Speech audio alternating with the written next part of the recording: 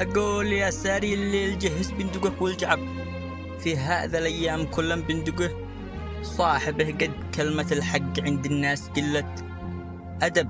كلين يشتيك تتكلم بما يعجبه، كلين يشتيك تتكلم بما يعجبه. ألم ترى الحقد بين من عيون الصحب؟ يعني توخى الحذر من صاحبك وانتبه، ما كل من كان حولك بايلبي طلب. هذا احتزم به وهذا الشخص لا تحسبه، ذاك عياب من نص الطريق انسحب.